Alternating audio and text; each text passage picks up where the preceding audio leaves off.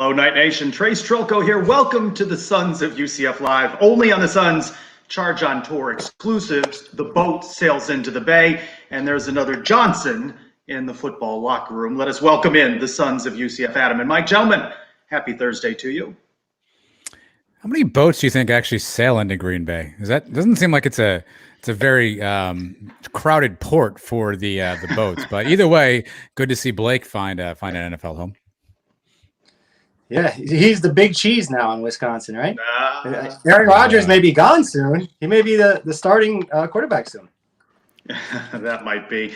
Some big news breaking on Thursday. You know, it's nice that we have this show when we do, because there seems to be a lot that has happened after you guys record the pod on Monday night. FCS All-American linebacker Bryson Armstrong out of Kennesaw State transferring to UCF. Another boom from Coach Malzahn. He is the Associated Press All-American team, Big South Defensive Player of the Year. Seems to be a big get. Let's pair that with the Notre Dame transfer, a five-star wide receiver that commits to UCF. That's Mr. Johnson. What do you think of those two transfer announcements coming in the last 24 hours? Well, I'll start with a linebacker. Obviously, it's a position of need for us from a depth standpoint. So adding a quality guy, a guy who's played a bunch of years, his film looks impressive. Again, it's against, certain talent. So I guess you don't know what you're getting there, but it's definitely a position that we could use some depth in. We've certainly shored up the D line, but the D line, potentially will funnel these guys to the linebackers who have to make tackles. So to get another guy in there that's got some experience doing that sounds like a win-win for us, at least on the defensive side. And he's only has 1 year left, right? He's a grad transfer, so it must be somebody that Malzahn feels can make an impact right away. He's not just giving away scholarships. He's not just giving away roster spots to somebody that's going to come in and hang out for a year. So this kid must have the goods, and Malzahn and his staff has seen something on tape that they like. And then Jordan Johnson, I guess he was a five-star wide receiver until he comes to UCF, and he's already been knocked down a star. Is that how that goes? We've seen that before. He chooses UCF over the Gators, Missouri, Texas A&M. Gives us some more depth there. Speaking of another wide receiver, Titus, our Hawaiian incoming wide receiver, named the Player of the Year in Hawaii, an award previously won by one Mackenzie Milton and also Dylan Gabriel. So congratulations to him. The Notre Dame transfer, though, some more depth in the wide receiving core. Yeah, I think it's interesting. Obviously, he did not play a bunch last year. If you read the reports about him, it sounds like there were some academic issues earlier in the season. I have a buddy of mine who's a big Notre Dame fan. I actually texted him and I said, "Hey, what do you know about this kid?" And he said, never clicked at Notre Dame, struggled with school, struggled with the playbook, didn't have a great attitude. It sounds like he turned that around in the late part of the season, played in 2 games, special teams player. Obviously has the measurables, obviously has the things that got him a 5-star rating, now a 4-star rating. Talent doesn't hurt. Getting more of it doesn't hurt. And I think a lot of, the signaling for this now is, hey, UCF's getting these 4.5, I guess, 5-star guys to come down there. Will this begin the process of other guys looking at UCF, other players who want to get out of their situation, or kids straight out of high school? All it takes is one, and I guess we'll see if this is the guy to do that. It's funny, Missouri fans, Brian Peterson saying that right now, Missouri fans are really salty over him choosing UCF over Missouri. So obviously the kid's got talent. A Missouri guy could have gone to Missouri. I think it just speaks to what we know from Gus. Despite the fact that he may or may not have a restraining order against Mike from last night, he seems to connect really well with a lot of kids, and kids want to play for him. So much so this Johnson spurned his hometown team to go to UCF. I think that's a good sign, and hopefully it's the beginning of a 5-star pipeline to UCF. I'm hopeful with this kid, but I'm a little wary of guys coming over from Notre Dame. We've had a few of them. I think we've had more misses than hits. Obviously, Brandon Wimbush came in, didn't have much of an impact. I remember our wide receiver that was a 4-star years ago named Richard Jackson came in, he was supposed to have the best hands in the world. I think he caught 2 passes for us at the time he was here. We've had Parker Boudreau. Parker Boudreau was a nice player, but never even got to finish his career. He went off to be a wrestler. So it's not like we've had a lot of Notre Dame guys come in here and be superstars. Just because they're coming from Notre Dame doesn't mean they're the best players in the world, but hopefully this guy is the best of the group. Perhaps, right, but you still would rather get guys transferring in from Notre Dame that choose UCF over the Gators and other schools. And as Adam mentioned, the signaling, right? You just want to keep sending that message. I don't pay as much attention to the recruiting done by other schools, but is everybody else getting these big booms of wide receivers and others choosing to leave big name schools for their program? Right, that's good for UCF. We mentioned Blake Bortles signing with Green Bay, heir apparent now to Aaron Rodgers. The news this afternoon: Mike Hughes traded from Minnesota to Kansas City, so he now goes to the AFC. Otis Anderson has hooked on with the Tennessee Titans in their rookie minicamp, and the NFL schedule was released, and a lot to study in that. A lot of interesting matchups, of course. But if you want to see Gabe Davis, who was out at the Harry Buffalo Saturday night following Orlando City soccer game, he's going to come to Florida 3 times. Buffalo has games in Jacksonville, Tampa Bay, and Miami. Not bad. You can pick up a Gabe Davis game somewhere in the state or collect all 3.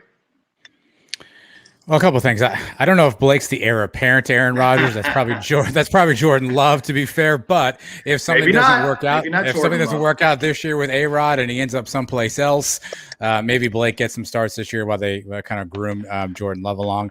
Mike Hughes is interesting. Obviously, first-round pick. He's had just a rash of injuries in Minnesota. Kansas City, obviously a fantastic team. Well, obviously they had need. He's got some depth maybe that they can add. Their secondary wasn't fantastic towards the end of last year, so maybe he's got some playing time there. And the Gabe Davis tour romping its way through Florida. That's never a bad thing. I can't wait though. I don't know if Mike has it prepared for us tonight. If not, check out the podcast. Mike does a great job of finding the UCF NFL crossover scheduling game, so where you can maybe go to a road game and then catch an NFL game. So I'm not sure if Mike has that tonight, but if not, I'm sure he'll be working on it over the weekend.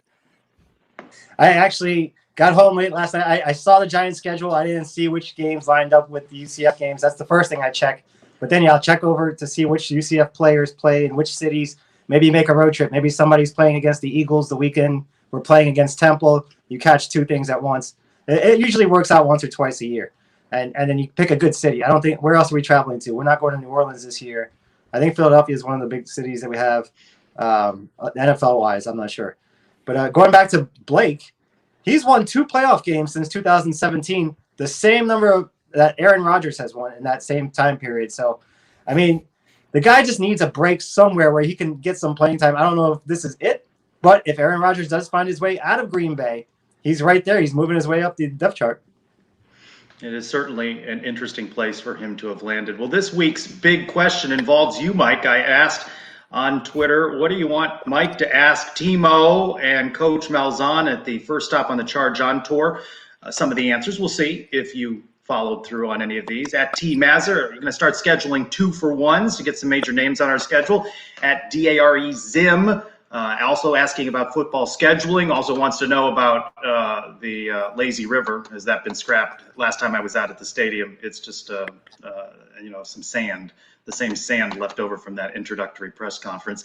And our friend at Lonely Bee UCF with the question, no doubt, Adam, you like this. When are you putting soccer jerseys on sale? That's what he wants to know from Timo. And for Gus, as one of the most influential UCF figures, can you put pressure on Terry to sell soccer jerseys? So we shift over to you, Mike. Did you ask any of those things? You were the star of the show Wednesday night. I had all my questions prepared before you did this. So I didn't change anything up, but a lot of the questions I did already have on there. So we did discuss the scheduling. I didn't exactly say 2-for-1s, but we got into depth on the scheduling. I think you're gonna get a couple surprises there. I asked him about the Peach Bowl outing, the golf tournament with Malzahn. We discussed that. The what was the other one? I didn't get into the soccer jerseys. And, shocking you did not get into soccer jersey. He got into other stuff, but soccer jerseys could make the cut. I'm curious. It was at some place called the Funky Buddha. You had Adam. What did he have? Did he have water? Did he have soda? Let's go to the videotape here, Trace. I think we may have some. Yep, there it is. I think we've got Mike there, looking longingly at what appears to be he described it as a peanut butter flavored beer, which just I don't like peanut butter, so that sounds dreadful to me, Mike. But I'm assuming you enjoyed it. I'm not sure if that's the only one you had there. I see a beer bottle on the table. I'm not trying to say anything about that, but I'm just pointing out the facts. The beer was called Sticky Nuts. It was pretty tasty. It tasted like peanut butter. Our friends Paul Jones and Trina, they actually bought me the first one, so shout out, thank you to you guys. And then I liked it so much, I ordered another one for myself. I only had 2. Took it easy. The other beer that's that's our friend UCF Probs, who ended up sitting next to me. It's like your daughter's drinking that one, but she's got a water bottle. I think you can see it in the shot there too. But yeah, very, very nice time hanging out last night. So what were your reactions? What did you think? Talk about your conversation with Coach Malzahn. Yeah, I mean, Coach Malzahn, very pleasant guy. He did just give me a lot of coach speak answers, which is to be expected. I tried to probe him a little bit here and there. We did get into the tank top a couple times. So tune in for sure. You're going to want to hear about that. And I hit him with some other questions. Maybe he was not prepared for it. And he kind of gave me one of those, you asked some interesting questions. Kind of like, he didn't really want to give me an answer. But I did my best with him. Timo was fantastic. Terry Mohajir. Great personality. You could see why he was hired. The guy's got the it factor when it comes to dealing with people and talking to people. Made my daughter feel really comfortable. My daughter is very shy at times, and she wasn't talking to anybody when we first got there. Timo came over, started talking to her, got her to speak a little bit. So that was nice. And I did sit down with Johnny Dawkins, also one of the nicest guys you're ever going to meet, Coach Dawkins. So 3 for 3 on the interviews. I think it went pretty well. Did you mention to Coach Dawkins that there have been times where you've put him on the hot seat? Did that come up? He did not. No, that didn't come up. In fact, wait till you hear how Mike ended that interview. It'll be there's 2 gots of strong in you, Mike.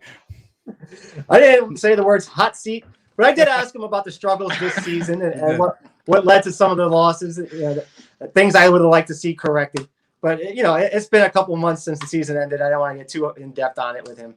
But I mean, look, I always like Johnny. He's a very nice guy. I just hope, and he mentioned himself when he was speaking to the crowd that this team needs to be back in the big tournament, the big dance, and that's all I'm expecting to.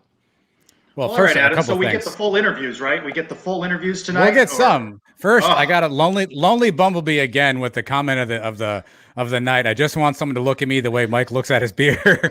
Lonely bumblebee always comes strong. I think we have a couple of cuts we can play here. Mike talked about some of the things Malzahn said, a little coach speak-ish.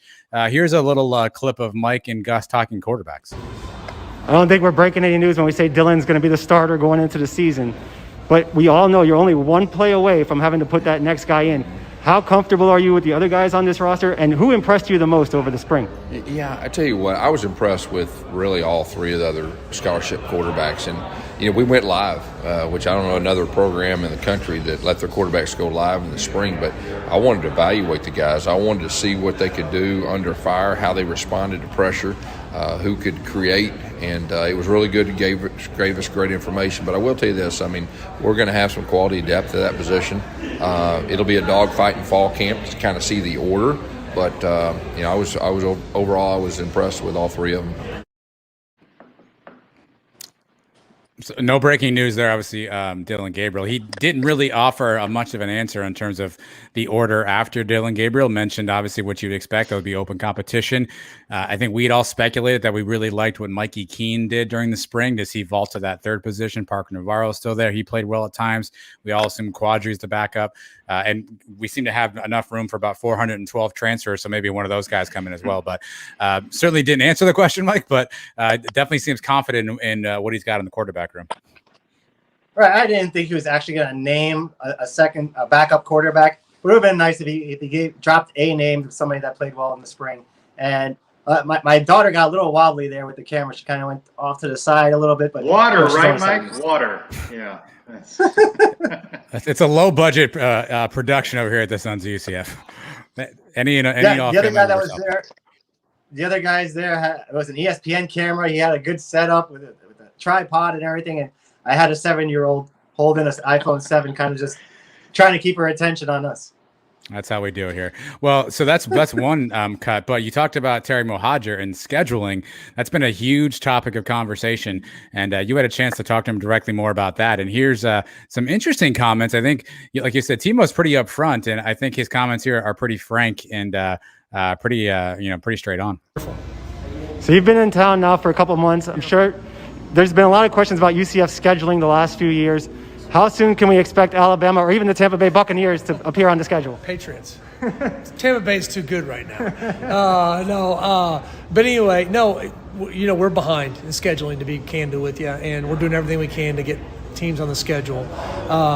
I think there's going to be some exciting news for our fans here in the next, few weeks, and hopefully it comes. I don't want to announce it because I don't know. I don't have a contract yet, so I always get a little leery about announcing anything without a contract. But I haven't got a commitment, and I think it'll be. I think it'll really help us for recruiting. It'll help that school, and we're excited about it. So we're still trying to get some games. We just signed a contract with FAU.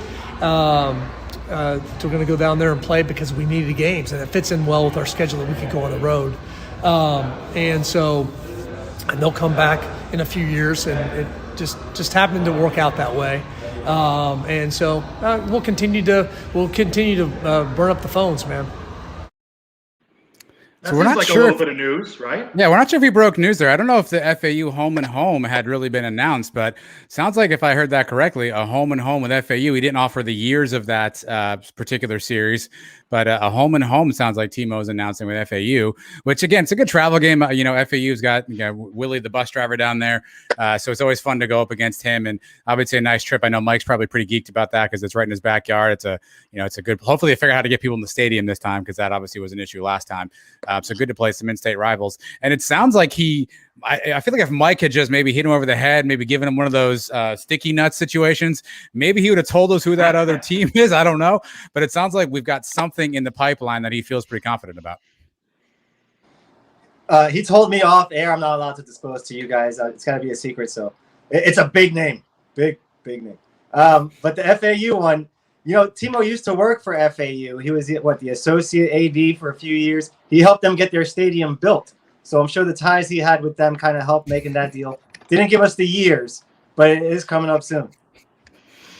Cost-sec advisor. Cost-sec gets in there. He saw Mario's work this evening and wanted to get in there. But that's not all. So you guys had a bunch of questions, and if you guys want to know stuff, UCF Mike is the guy to go to. So there was no question that was off the table. One of the hotly debated questions we've heard a bunch is, what the hell is Malzahn going to wear this year?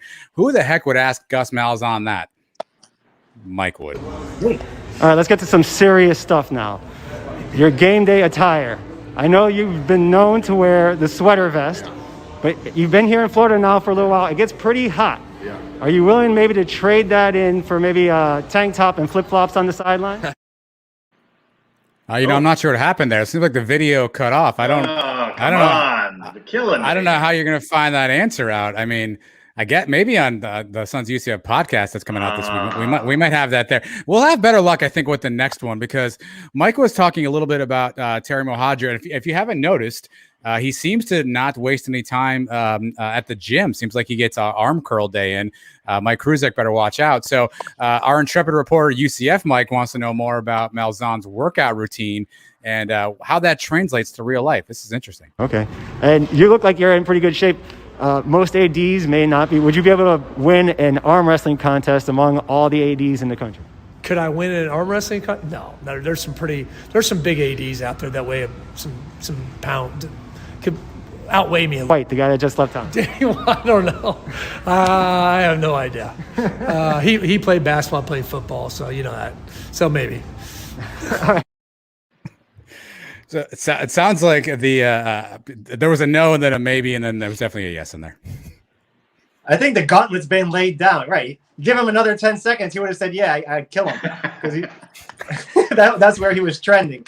I think that'd be a good matchup, actually. I think Mohajir ends up taking him. I'm on Mohajir's team now, for sure. But Danny White's not a small guy. I talked to him a couple of years ago. He's a pretty good-sized dude. But Mohadra looks like he's putting the weights up in the gym too. So I think it'd be a nice matchup. Fast lock style thinks Timo would win that in a heartbeat. Paul Jones appreciates the hard-hitting questions, but they're not done, Paul. So last one. This one gets a lot of play on Twitter. JP Gilbert, I know, is on this train very heavily. I think it's Chris is King, I think, is on this train heavily as well. The Citronaut. Is that a mascot? Should it come back? Are we going to get rid of the Knights? What are our plans with the Citronaut? People have been asking this question randomly for a long enough time. Mike had the man himself in front of him and said, let's figure out for ourselves. Here's Timo talking about the Citronaut. And there's a portion of our fan base that would like to see us switch to Citronauts. Yeah.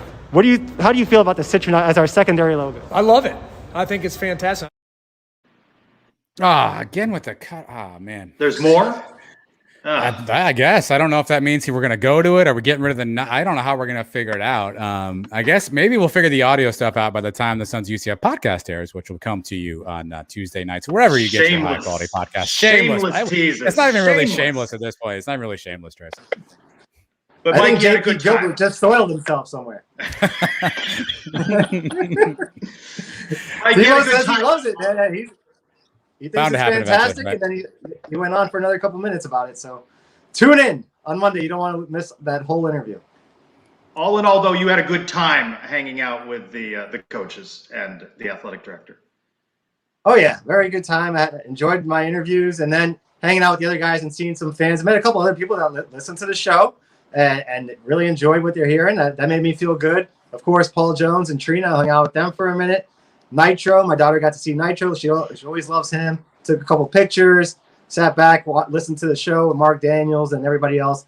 It was a good time. Got in the raffle, didn't win, but overall, a very good night. Good job, Mike. I'm looking forward, as I always do, to this coming episode of the Sons of UCF Pod because I want to hear the rest of these interviews. Next stop for the Charge on Tour, May 19th, Port Canaveral. Then they go very far to Oviedo on May 27th. So good stuff, Mike. Looking forward to hearing more. Adam, why don't you bring in Eric Lopez now, and we'll go over, if you could, and we can talk a little bit about UCF softball in the American Athletic Conference Championship. UCF wins earlier today, a noon start. They beat ECU 4-3. Eric Lopez, the voice of UCF softball, part of the Black and Gold Banneret, hosts his own show in the Circle softball podcast. So Elo down 2-0. UCF rallies Denali Shockpocker with the double that played it too. Clutch hit for her. First of all, it is an honor to be on the most highly rated Thursday night primetime show since Seinfeld. But I didn't realize Tom Brokaw was on this show with those hard-hitting questions there with the over there in the tour. I mean, I'm intimidated now. But look, that's a huge hit for Shockpocker. They gave him the 3-2 lead, and they would hold on there. First conference tournament win for UCF since 2016, when ironically they beat UConn in the quarterfinals in Tulsa. So for a rare time, we have success in Tulsa, boys. That's right. We had opportunity to speak with Denali. We have a soundbite from her talking about, being in this American Athletic Conference tournament, taking one game at a time. But I don't think we've really been put in that kind of situation yet this season with so much, it's you lose one game, you're out. So stakes were high. I think it was really exciting, and I think we're all ready for the ball to come to us. So. Aaliyah White got the start, gave up 3 solo home runs, 6 1/3, but really it was the end of the game, right? Gianna Mancha comes in, 2 strikeouts to end the game. That is a strong 1-2 punch. It is, and she came in with the bases loaded and 1 out, get her 5th save of the season. Big one to close it out. She's the one that has postseason experience. At Boise State, she pitched in the regionals in 2019, led him to the tournament twice in 18 and 19. Of course, Coach Ball Malone had recruited her. She's known her since she was 8 years old. So I think Mancha is a big factor here moving forward because she's one of the few players on UCF that has that postseason experience that this team hasn't had. Remember, UCF has not made the NCAA tournament since 2016. They had not won a conference tournament game since 2016 prior to today. So players like Mancha are big factors here. And so I wasn't surprised that Coach Ball Malone called her number there to close it out. And I think Mancha is going to have a huge role here moving forward and it's helped Aaliyah through this season and through her career here to form that 1-2 punch that you mentioned, Trace. Well, ECU with 2 errors, UCF got 1 unearned run. They win 4-3. That was a question I asked Coach Malone, Ball Malone, after the game about the strong defense supporting the team. True, Trace. I mean, our lineup is a little different right now. I think we had 20 home runs sitting on the bench today to start off the game. And as a coach, I'm thinking, am I crazy? But defense wins ball games, and we can bring those guys in, and we did with Jules. And don't be surprised. Georgia Blair was going to come in at some point too. So we're just playing with our, most fundamentally sound defense at this point right now. So you're right. I mean, we handle the ball and we do what we do. We're in a really good spot. Elo, how much do you think the winning this first game of the tournament gives the team confidence, right? I know it's a team that we saw kind of up and down. I mean, they had some really big moments, but, maybe sputtered a little bit down the stretch. How much do you think getting this kind of quote unquote monkey off the back of the tournament helps them out? I think it's a huge relief for them. I think it's to get that, even Denali mentioned that in the postgame. They hadn't been to a semifinal in a conference tournament in a while. To get that monkey off your back, I think they'll be relaxed. I think it's a huge confidence builder. I think the last week has been a confidence booster, even to last weekend when they won 3 out of 4 against their rivals, denying it. That was a postseason feel to it. And I think that's going to pay dividends, not just the rest of this weekend, but going into next week when they're in the NCAA tournament. So I do think this is significant to get that burden off their back to say, yeah, we can win a postseason game. We don't have to worry about that. We don't have to be asking questions about that anymore. We can just move forward and just play ball. So I do agree with you. By the way, Adam, Mike, did you notice that Trace is on a first name basis there with Coach there? I mean, he's pretty popular. He's the hardest working man in showbiz. Hardest working man. He's right behind you, Elo, with the hardest working man. He's walking the streets of Sanford just making videos all the time. Elo and I are a 1-2 punch in these post-game scrums. Yeah, it's like a spin-off show sometimes, the post-game show, a late-night post-game show with Trace and me. So it's like a spin-off, I get to see these videos. I get to see these videos when I edit them, and I will say the full videos are really entertaining. If you two ever want to go on tour together, I mean, the full videos are entertaining. Every now and again, a third guy hops in there, but it's kind of like chemistry. He doesn't work out. He's got to leave. You two run the show. It's fantastic. I don't know who that third guy is. I apologize, whoever that is. I'm sure he's really, really nice, by the way. I do miss Brandon in his car, though. Is he okay? Has anyone seen Brandon?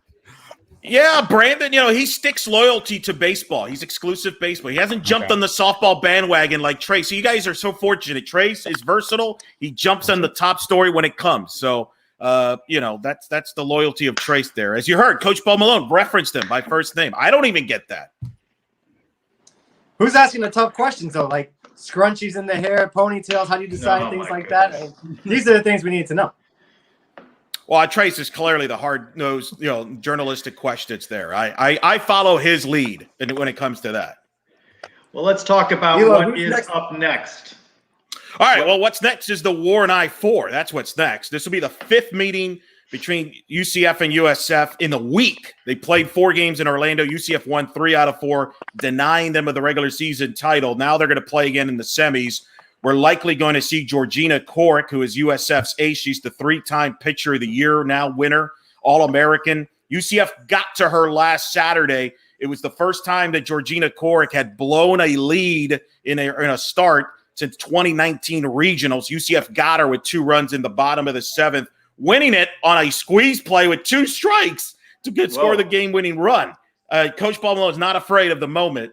But that's going to be a big stage here. South Florida needs that game likely to secure a spot into the NCAA tournament. If they lose, they're going to be sweating it out on Sunday night on the selection show. So I expect another tight, intense battle between those 2 rivals. And who knows? We might get Corrick versus White one more time. They have had a great rivalry throughout their career. They're both kind of been setting records for their respective programs. So it would be interesting if they face each other. But as you mentioned, Trace, earlier, UCF has options. They could go to Mancha. They can go to White. USF has no other options. They're going to ride Georgina Corrick as far as they can.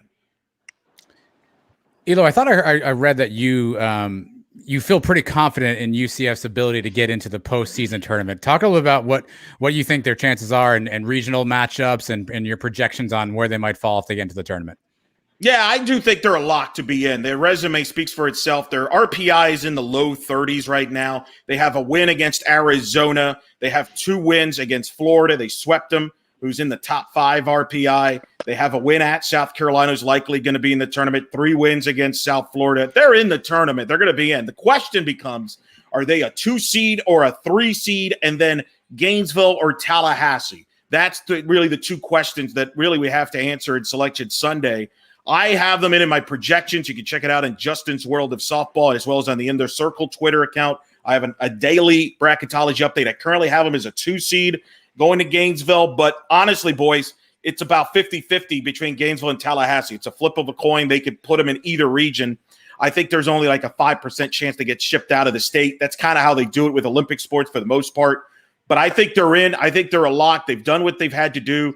They have 38 wins. The marquee wins. Remember, the American is the 5th strongest conference in college softball. So it carries weight. I think they're in. They'll be comfortably in. The question becomes, will they be a 2 seed or a 3 seed? And will it be Gainesville or Tallahassee is where they'll be headed for the regional, which will be interesting because they've played Florida twice already this year, including once in Gainesville, whereas they have not played Florida State this year. So if they go to Tallahassee, they're likely to play an SEC team in that first round, whereas if they go to Gainesville, that's kind of a wild guess there. It could be a team like Troy from the Sun Belt, or it could be a team they fly in there from the Big Ten or some other conference. So, but I can tell you this, guys, they don't care. Adam, they don't care where they go. That's the big difference, I think, than years past. If they end up going to Gainesville, they're going to be confident because they've beaten Florida twice. They've gone through their entire pitching staff. And I think they're just going to be equally as confident as if they go to Tallahassee to be that regional. This is a team that has a lot of versatility. And I think Coach Ball Malone, the way she coaches, rubs off on the players. They play with no fear. And they will be ready wherever they end up going next week in the regionals. All right, so you're saying we're definitely in. Obviously, we had a very good regular season, some big wins that you mentioned. Is this season already deemed a success, or do we have to do something here in this region? Do we have to win the regional for this to say, hey, this was a very good year for us? Well, I think it's a success. Remember, this program hasn't been to the NCAA tournament since 2016. So I always feel you make the tournament, it's good. Let's see what happens here in the next couple to It could really be added to that. And I think they have a shot to win the regional. But even still, I think this is a successful season to be back in the tournament, to get this senior. Think about this, boys. On Sunday night, if UCF officially makes the tournament, every senior class that has come to UCF to play softball, that has played at least 4 years or more, because of the extra year now with COVID, has made an appearance in the NCAA tournament. That streak will continue after this year. So to me, that's a success, and it's helping the building blocks for Coach Ball Malone, who, remember, is still in her 3rd season, really 2nd season, because last year got cut short. They would have been into the tournament last year, but I think this year it certainly just helps build that kind of confidence under Coach Ball Malone's vision for this program moving forward, because it's still a very young team. Yes, they have 11 seniors, but a lot of the talent is super young, like a Jada Cody, a Shannon Doherty, among others, a Kennedy Searcy, Carissa Ornelas, the catcher. They have a lot of talent here building for the future, plus a strong recruiting class coming in. All right, up next, Friday, 4 o'clock against the Cows on ESPN+. I will see you on the post-game Zoom. Eric Lopez. Emmy Award-winning post-game show. Twitter. You can find him, part of Black and Gold Banner at In the Circle podcast. Elo, thanks for joining us again for the preview here of UCF Softball.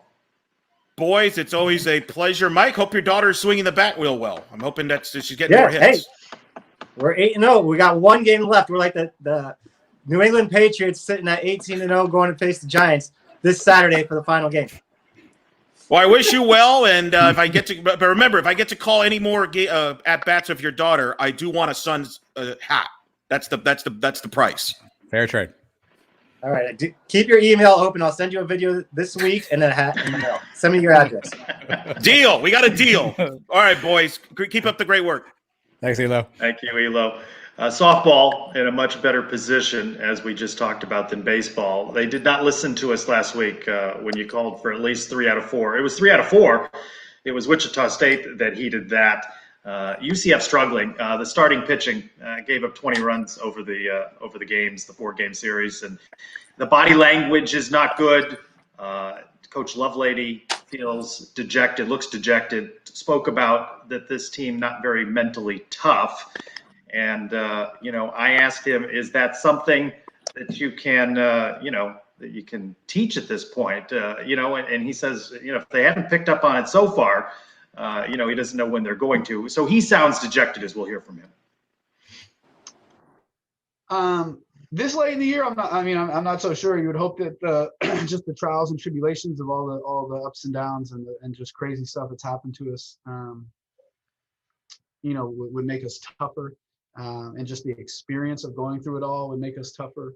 A lot of that stuff is built in the fall, and some of the team camaraderie stuff, and things that we work on. But also you kind of got to be in one place, which is obviously hard this year. So we just, I wasn't creative enough during COVID to figure out ways to do it. Boy, it didn't sound very peppy, did he? Yeah, that show took a dive, right? I do like a little bit that, he references right there at the end that, there's some self-accountability, he should have done a better job at getting these guys connected. And so I definitely respect the self-accountability, but it's been an up and down season, and it's unfortunate because last year was sort of a promising year to start, and then COVID hits and the whole thing kind of gets put on hold, and you think you have some things coming back. We did lose a bunch of guys in the off season to transfer portals and things like that. Obviously the injury bug this year did not help either. But just the team, I think there was expectations, and just flat out didn't meet those, and they weren't consistent enough. And you definitely can see it on his face, and you can hear it in his voice on that one. Yeah, Bill Parcells says you are what your record says you are, and we are a mediocre baseball team, 500 at best, and it's been a struggle to keep it that way. I think we saw signs from the very beginning of the season over at FAU when I watched the game with you, Trace.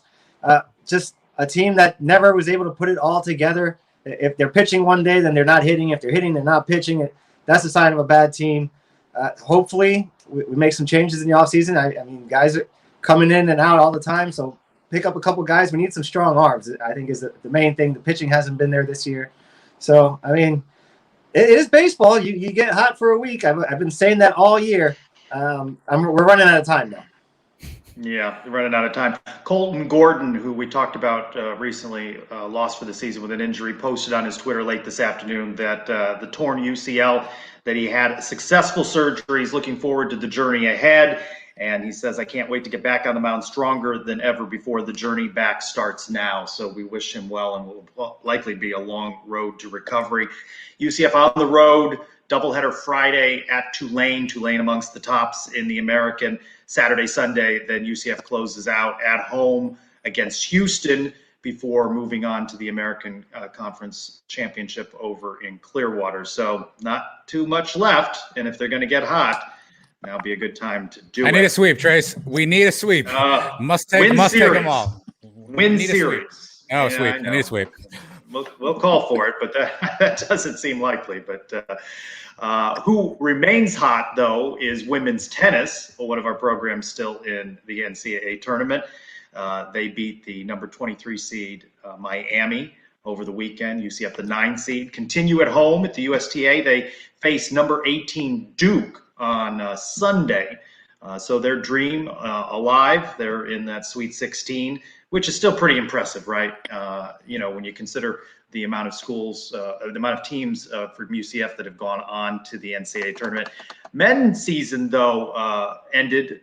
They were 9 seed as well. They finished 22-4. They lost to Mississippi State, but I still think you got to look at them as having had a successful year.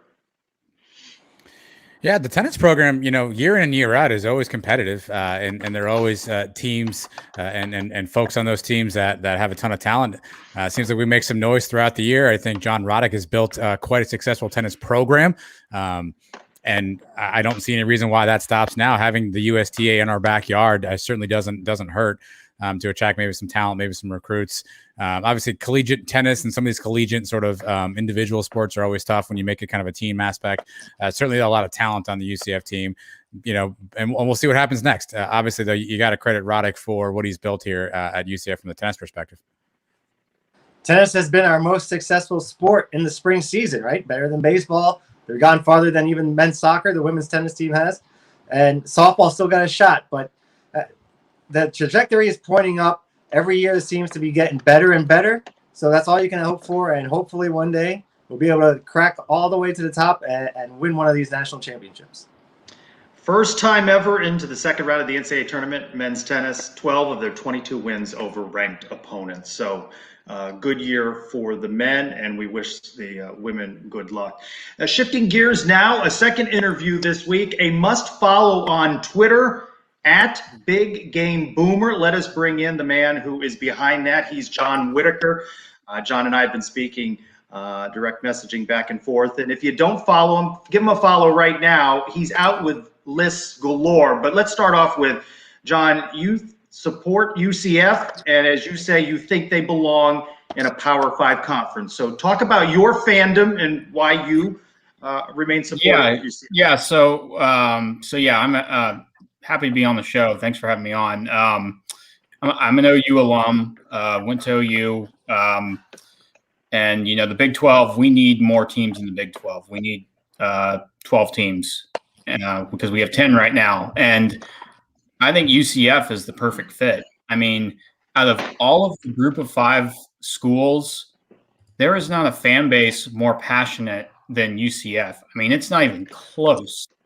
I mean, and you guys UCF is right in, just the perfect hub of recruiting in Central Florida. I think that UCF is our generational version of Miami, back when Miami was kind of getting started up back in the 80s.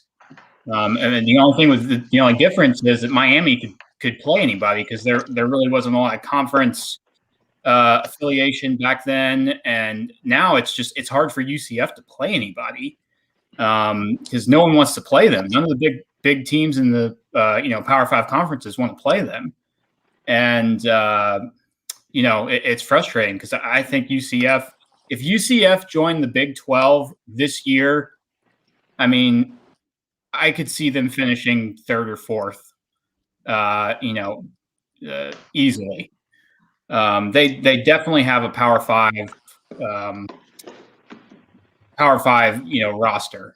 It needs to happen. I think eventually it will happen, but I mean, I'd like to see them in the Big 12 for sure.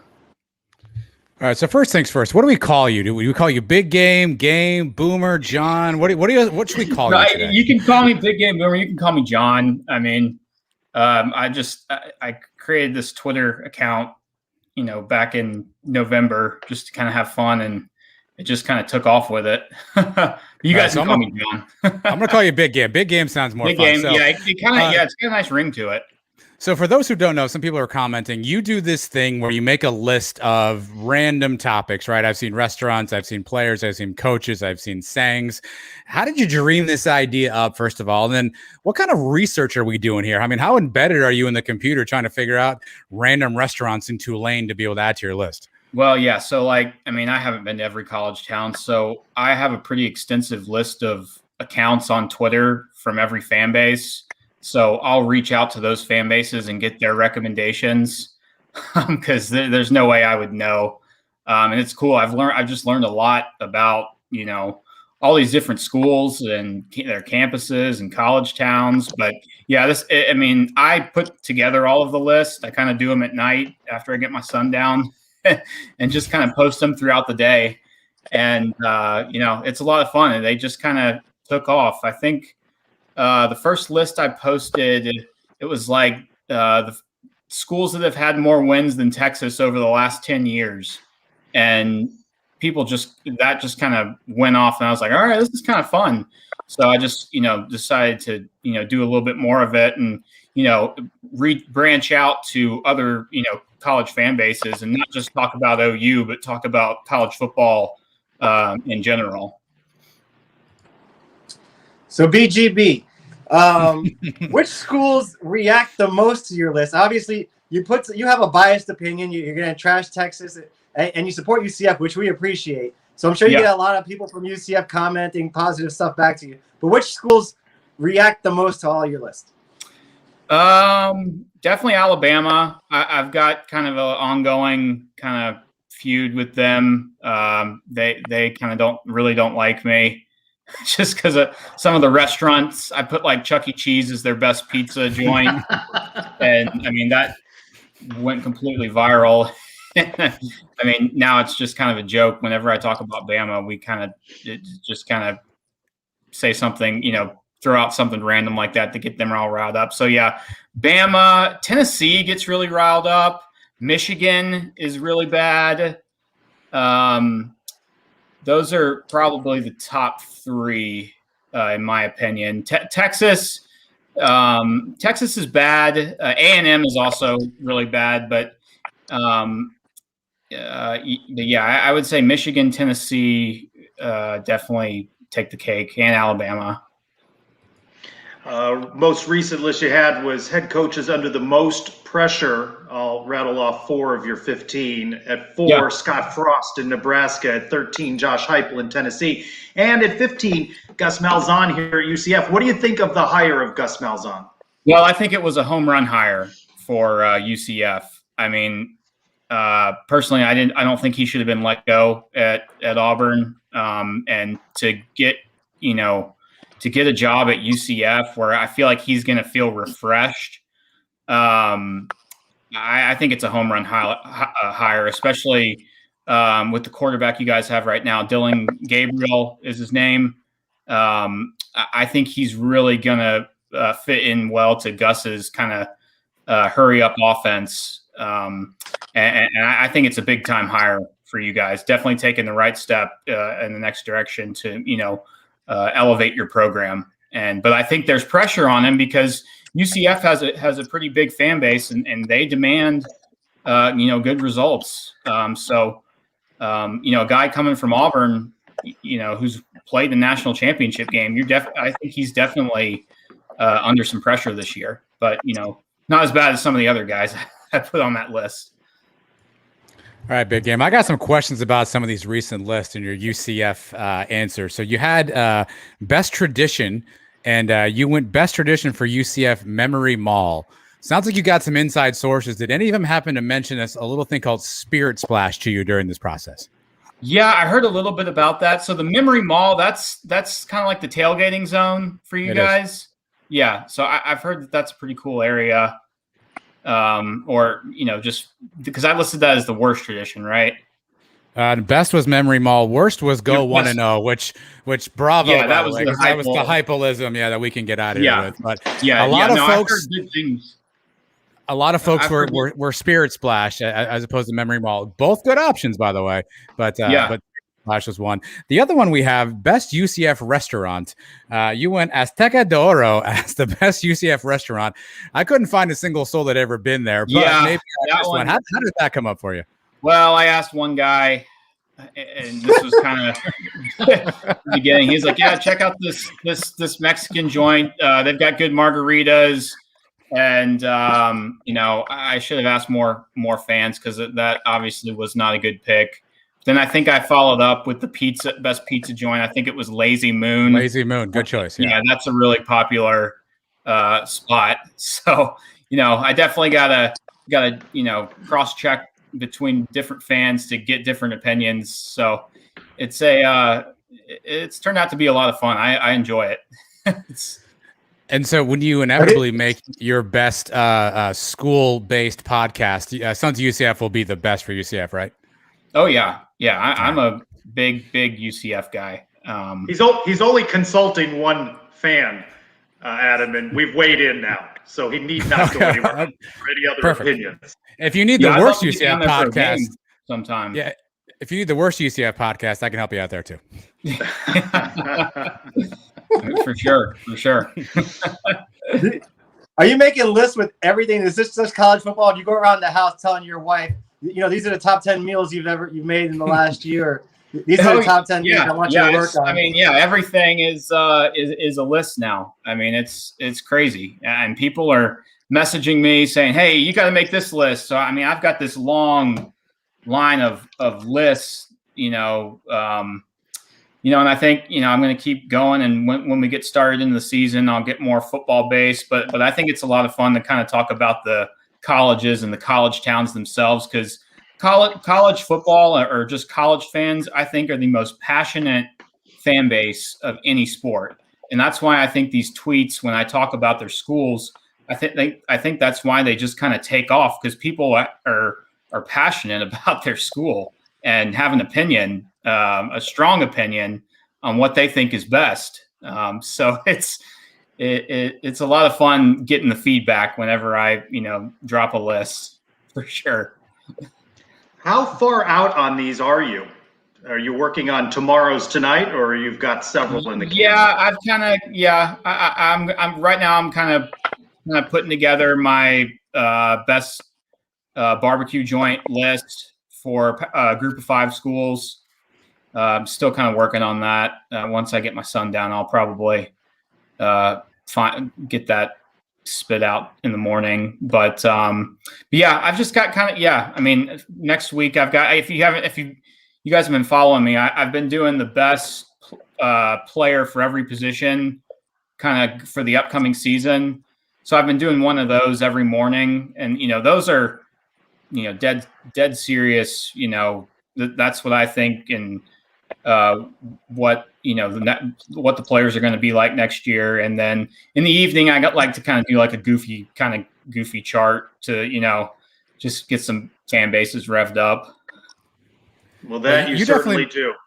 You made some friends here at UCF, not just because of the pro UCF stuff, but probably the other best thing you did is you listed the best pizza joint for our rivals. Their University of South Florida in Tampa. Figure that one out. I can't. You listed their best pizza joint as Olive Garden, which I thought was fantastic. Was that? Please tell me that was intentional. Oh yeah, that was intentional. Okay. I like to, on those restaurant things, I like to throw a wrinkle in there somewhere and see if people catch it. And as many UCF followers as I have to throw some shade at South Florida. No offense to them. No, you can offend them. That's fine. Offense intended. Does Olive Garden even have pizza? I think they have it on the kids menu, maybe. Fair. And that's actually perfect. Yeah.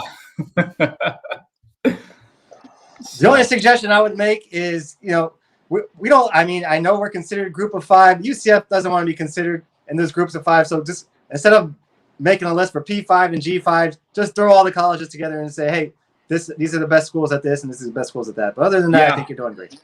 Yeah, thanks. Yeah, I think on the loudest stadium list, I had UCF as the 24th loudest of all the FBS schools. So that tweet went pretty crazy. He is John Whitaker, Big Game Boomer at Big Game Boomer. And John, when you're in Orlando to take in a UCF game, let us know. We'll grab a margarita beforehand at that #1 restaurant by UCF. Azteca de Oro, Trace. Azteca de Oro. Yeah. Guys, give him a follow. Let's support him from UCF. John, we appreciate you being on the Sons of UCF. Yeah, I appreciate y'all having me on. We'll talk to you later. All right. Thanks a lot. EGB.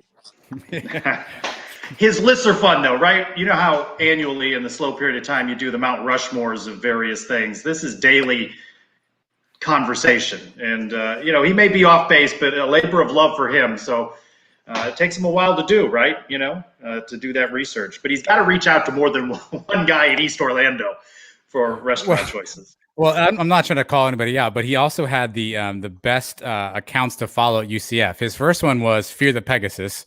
Not calling anybody out. Maybe that's the Azteca de Oro fan.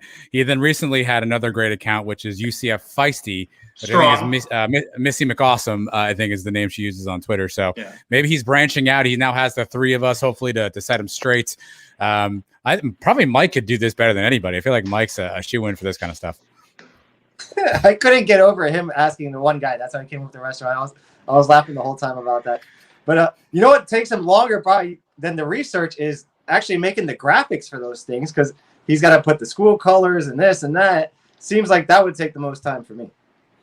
That's the kind of research that you appreciate, though, as someone who put together a March Madness bracket. That's the sort of thing that you would appreciate. So, Mike, little trivia time, since you wanted to play games with me last week. First, UCF extends the 3.0 GPA streak to 27 semesters. So I have 5 questions. Adam, if you could score please, how Mike does on this. 10. What is the women's sport at UCF with the highest GPA? Bonus points for you if you know that GPA. Rowing. That would be cross country at 3.7. You know what? I did see that cross country tweet the other day. My bad. Men's sport with the highest GPA. Men's sport with the highest GPA. Give me baseball. That'd be men's tennis at 3.45. Tennis. Half the guys don't even speak English. 0 for 2. Mike is 0 for 2. Score update, 0 for 2. Yeah. What percentage of UCF student athletes as a whole achieved at least a 3.0 GPA? Student athletes. Give me 73%. 74%. Oh, that's a point. Sorry, that's a point. Official scoring at home. Yeah, that's a point. 73.6, so it rounds up. What percentage of UCF student athletes achieved at least a 4.0 GPA? 43. Ooh, well, 10%. The 4.0. And true or false? So you got a 50-50 shot on this one. All right. Maybe. All right. Mike, you would have joined the 74% of UCF student athletes with at least a 3.0 GPA. That's true. I believe my GPA over 4 years there was a 3.5 or a 3, between 3.4 and a 3.6. I'm going to say 3.5. I'm going to have to get the old report cards out, but it was right there. That's correct. I can confirm that. I want to say you had a 3.6. I think you were a point ahead of me. I think I had a 3.5. So I think you were a 3.6. Mike, I told you guys in a few shows ago, Mike was a good student. He tended to wait till the last minute to study, but when he did, he hit the library hard. He would go to the library for like 10 hours and study up. I remember legal studies. Mike was there for like a month for that class. You know, I couldn't get any studying done in the apartment. Yeah, you were the guy. You could read a book and play a video game and listen to music at the same time. I need complete silence. I'm doing it right now. I'm doing it all right now. Yeah. I went to the library. I went up to like the 4th floor where it was nice and quiet and just dug myself into the books, and that's the way I had to do it. You know, I went to the library once. It was really boring, so I stopped going there. You know, there's some nice looking girls every once in a while walking around. I am impressed. I'm impressed with your knowledge, Mike. So on Suns 132, Back to the Vault, you may remember some years back, NBC used to promote reruns as if you haven't seen it, it's new to you. So a lot of these interviews just feel very fresh. It was nice to hear Saya Burley, a nice blast from the past.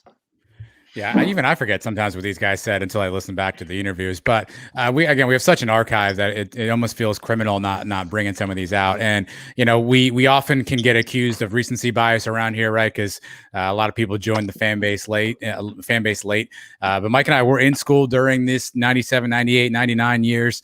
Saya Burley, Dante Culpepper were a lethal combination. It was must see. You did not go get that beer that Mike's going to talk to Terry Mohadra about in this interview this week. You did not leave your seats during that time period because you never knew when those two were going to hit for a long one. And Saya, the other cool thing we didn't talk about, obviously, because it happened after this interview, but he was down training Trey Nixon in Arizona before Trey went to the draft. Good, always good to see UCF helping out UCF guys. Saya was a fantastic guy, and if you haven't seen clips, if you haven't seen anything, Google his name, YouTube him. He's got some fantastic highlights. We did top 3, big 3 receivers of all time. He and Dante were number 2 on both our lists. Just one of the all-time great receivers at UCF. Yeah, we did this interview about 2 years ago. I think we've picked up a lot of people that had no idea what Sons of UCF was back then that are now watching us every week and listening to the show. So, and this was one of the lost episodes. So you hadn't been able to get to this one in a while. Very cool interview. I like that. I like that better though. Then we're bringing them back for you guys because you don't want to miss some of these. Saya Burley is one of the best wide receivers we've ever had, and he was here for 2 years and he had 1,000 yards in both seasons. Just an incredible weapon. Like I said on the show, he can beat you long. He can beat you with just a slant and take it to the house. Just a very exciting player to watch. Perhaps Big Game Boomer will put out a list of best of the lost episodes from the Sons of UCF. little list we could, there. I mean, Mike, we could figure that out. Actually, the best part of the show, if you haven't heard it yet, make sure you find us wherever you get your podcast. When Mike asked, and I do think this was sincere, if we should blame the horse for any particular performance-enhancing drugs. I don't know if we should or shouldn't blame the horse, but Mike was wondering if the horse was to blame for this. Yeah, if you don't know what he's talking about, I'm talking about the Cow of the Week segment and Medina Spirit that got caught with steroids in the system. And there was a whole spiel given by the trainer of why that happened. I'm not buying any of it. Go ahead, go listen to the episode and see what we're talking about. Yeah, I will tell you that was funny stuff right there. I don't want to spoil it for anybody, nor do I want to necessarily repeat it. But it was good. It was good stuff. Your speculation on that.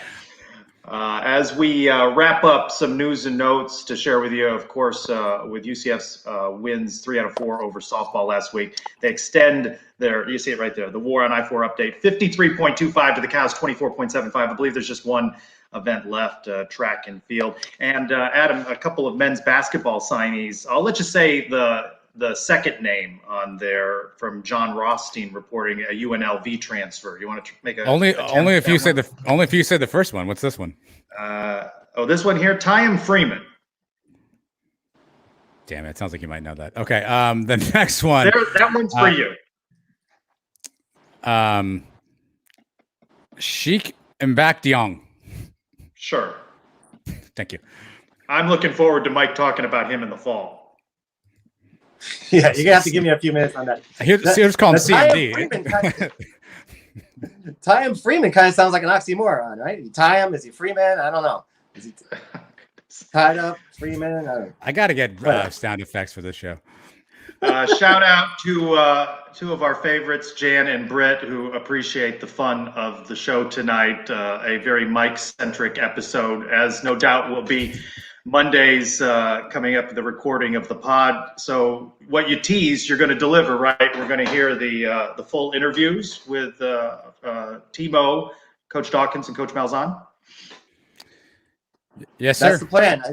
I had about 8 minutes with each one of them. We got into the UCF stuff, and then, of course, I had to throw in the rapid fires for each one of them at the end to kind of loosen them up, get to know the guys a little bit. That part you're going to enjoy. And we also have the videos of all three, which we'll probably post on the YouTube page or on our website. You'll be able to catch those. I apologize again for my daughter. She even admitted to me, she goes, I was kind of just looking off in the distance, and I wasn't really paying attention yet. She had to catch herself and put the camera back. She was very interested in your one-on-ones. But we got good sound on it, and we got some video for it, too. So you guys are going to enjoy those this coming week. 3 very good interviews for you. I want to thank Dan Forcella, UCF Sports Information, for being so good to set you up. I'm not sure, though, that there have been any news releases since then, but I haven't received anything, so I hope that I'm still on the distribution list following your efforts at the Funky Buddha. Hey, so there's more tour stops, right? They're going to be in Orlando. Are you going to be doing the same thing? You're going to get some one-on-ones? It probably won't be the same setup. There'll be too much media, right? It'll be too much media. I have conflict with one, as I'll be out of town next week, and I'm not sure yet to the other. It falls. I think the other one, the Oviedo stop, falls during our showtime. So unless you guys want to run the show and go to me live in Oviedo, I mean, live from the Charge On tour. Here's Trace Trelka. I don't know if you're allowed to broadcast any of that stuff, but we're here for you. Yeah, that'd be the only way I could do the 27th. Maybe that'll be something if Dan returns my calls or emails following the restraining order issued against UCF Mike in South Florida. Pending, it's only pending. They can always take those things back. Guys, we may not be the number 1 rated, but we're going to be Big Boomer's number 1 UCF podcast, right? By the way, I enjoyed that photo with UCF problems, Mike. Your little dig. What did you say to him, by the way? Probs is a good guy. I've hung out with Probs a couple times. So we went to the game in Boca a couple years ago. We tailgated together. I saw him at the other game in Boca against BYU. I went down and hung out with him for a few minutes. So it's not the first time I've met him. He was supposed to go with his podcast partner, Money Moo, but he bailed. And my other daughter wasn't feeling well, so her and my wife stayed home. So I had extra seats at my table. I told him come over. He sat with us, and we just hung out the rest of the night. Cool guy. I like Probs. He's a good one. You should have interviewed him. That would have been entertaining. Yeah, I told him we might do a crossover episode one day. Money Moo, Money Moo likes to do the picks, and I do my picks. Who knows? Maybe there's something in the future there. You should interview this beer sometime because you seem like you really enjoy it. I think that's the new logo for the show. Just bring that up. Just roll that up as you do the music.